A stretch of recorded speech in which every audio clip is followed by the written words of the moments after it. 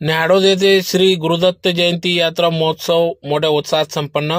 आज दिनांक 26/12/2023 रोजी सकाळी 8 ते रात्री 10 वाजेपर्यंत धुळे तालुक्यातील न्याहाळोद जवळ असलेल्या इच्छापूर्ती गुरुदत्त जयंती महोत्सवानिमित्त या ठिकाणी श्री गुरुदत्त यात्रा महोत्सव भरवण्यात येत असतो। त्याची सुरुवात येथील विश्वस्त तथा ॲडव्होकेट चुनीलाल संतोष रोकडे यांनी या ठिकाणी या मंदिराची स्थापना केली।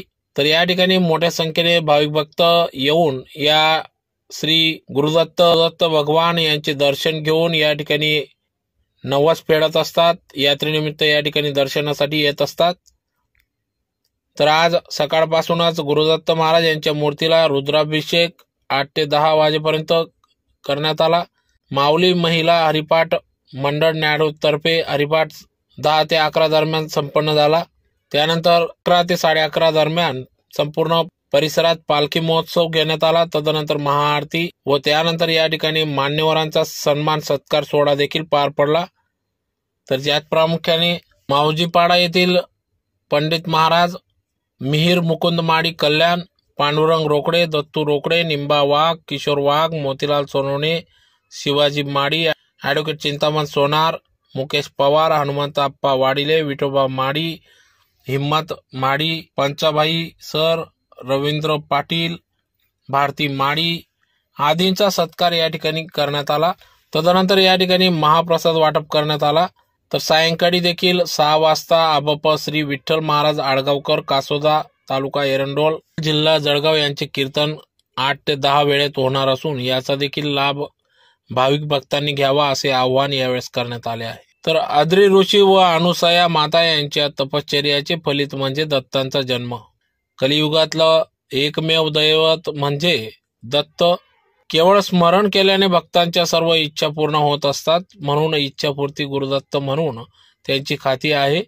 तर दत्त म्हणजे आई, आदर, आदेश, आशीर्वाद, आत्मा, आदित्य, आदित्यनाथ, आनंद, ऐश्वर, ऐक्य, ओंकार, ओजस्वी, औदुंबर, औक्षण, खरेपणा, नम्रता, नीती, नियम, नजर, अद्वैत, अनाकलनीय, अनादि, अनंत, अंतर्यामी, अवधूत, अमर्याद इत्यादी दत्तांची उपाधी असून अशा या भगवान दत्त भगवानांचे आज गुरुदत्त महाराज यांच्या जयंतीनिमित्त आज न्याहाळोद येथे विविध कार्यक्रम संपन्न झाले।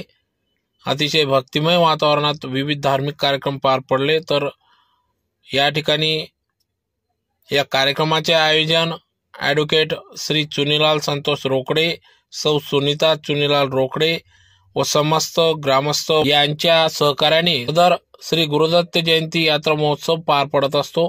तर या ठिकाणी न्याहाळोद येथील या श्री इच्छापूर्ती गुरुदत्त मंदिरात मोठ्या संख्येने भाविक भक्त येऊन दर्शन घेऊन या ठिकाणी महाप्रसादाचा लाभ घेत असतात।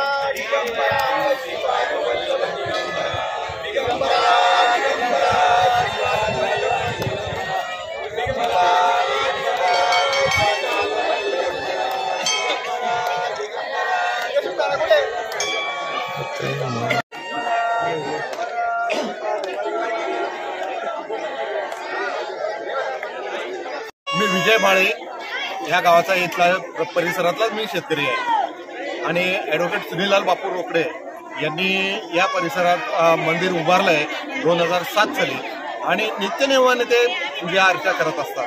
तर त्या वर्षापासून या इथं दत्त जयंती महोत्सव भरवला जातो, भंडाऱ्याचाही कार्यक्रम होतो आणि खूप मोठ्या प्रमाणावर गर्दी या ठिकाणी येत असते।